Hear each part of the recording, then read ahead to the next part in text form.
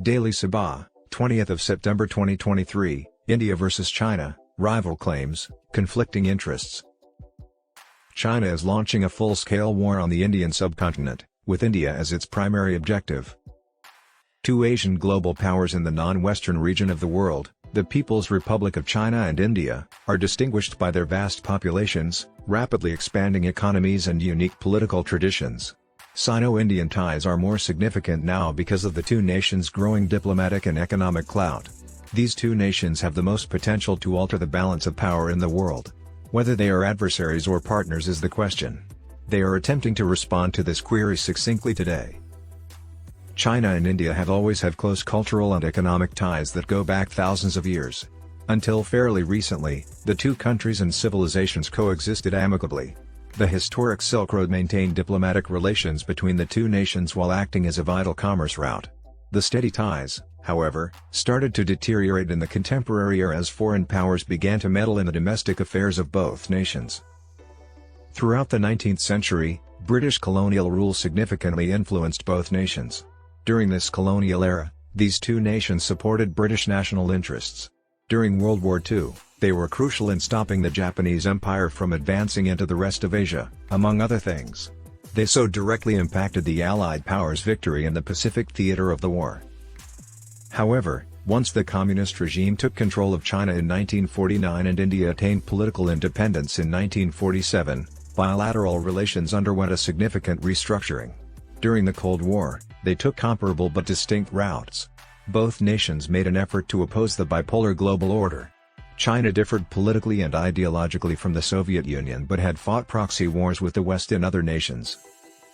However, India took the lead in starting the non-aligned movement, which disapproved of standing in solidarity with or against any superpower. Furthermore, despite the 1950s recognition of Communist China by India, disagreements arose between the two nations over several subjects. The border dispute was the primary source of contention and resulted in multiple small-scale battles between the two states in 1962, 1967, and 1987. They decided to put their issues on hold, at least temporarily, once the Cold War ended. Regretfully, since 2013, border conflicts have once again become a significant issue in Sino-Indian ties. There are still unresolved border conflicts between the two nations, and Indian media has often carried claims of the Chinese military invading Indian territory. Since border confrontations have intensified recently, both countries have increased the military infrastructure they have stationed there. Present problems brought on by Chinese predominance. There are numerous more issues outside border disputes in the bilateral relations between China and India. There are far too many issues between the two nations, even though they have been able to restore diplomatic and commercial relations since the late 1980s. China and India appear to represent two distinct Asian civilizations mutually exclusive in modern times. Even though China has been associated with an Asian kind of communism, India has struggled to transition to liberal democracy.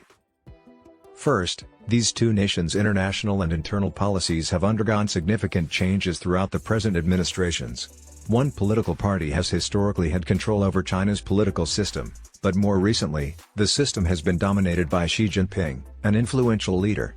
However, liberal democracy and peaceful cooperation ethos are quickly disappearing from India. Thus, by otherizing other religions in the nation and enacting an extreme nationalist political system, Prime Minister Narendra Modi's government severed the branch it rests on. It will be exceedingly challenging, if not impossible, to reconcile these two autocratic regimes' policies. Second, India and China still have a lot of issues to resolve despite their growing strategic and economic connections. China grew to be India's top commercial partner, and the two nations' military and geopolitical ties were strengthened. However, China gains a lot from the trade deficit that India has to deal with. Third, their relationship is a zero-sum game on the Asian continent between China and India. India has been resisting Chinese expansionism throughout the Asian region. For instance, the Doklam Plateau, a boundary dispute between China and Bhutan, was the cause of an altercation between the Indian and Chinese armed forces in 2018. Since 2020, there has been an increase in armed conflicts along the border, some of which have resulted in the deaths of soldiers on both sides. Similarly, China has voiced its worries regarding India's economic and military operations in the disputed South China Sea. Beijing is not pleased that India permits Tibetans living in exile to participate in anti-Chinese activities. China has close strategic ties with Pakistan, the most anti-Indian state, to undermine India's position. India is naturally worried by this strategic alliance. Furthermore, India was concerned about Chinese support for paramilitary groups in Pakistan-occupied Jammu and Kashmir advocating for independence. Fourth, they face competition in many global regions, including Latin America, Africa, and Asia. They must adopt unilateral national rather than international policies to protect their national interests. The two nations' competition and friction are evident in their development of several unilateral global projects, including the Indian-Mediterranean Corridor and the Road and Belt Initiative, BRI. For the rest of the globe and the Asian continent, the future of the bilateral ties between these two Asian powers is crucial. While attempting to draw closer to one another, the two nations persisted in taking divergent routes and retaining their antagonistic stances. They collaborate on various global forums, including the G20 and BRICS, Brazil, Russia, India, China, and South Africa, to enhance their shared political and economic outlooks.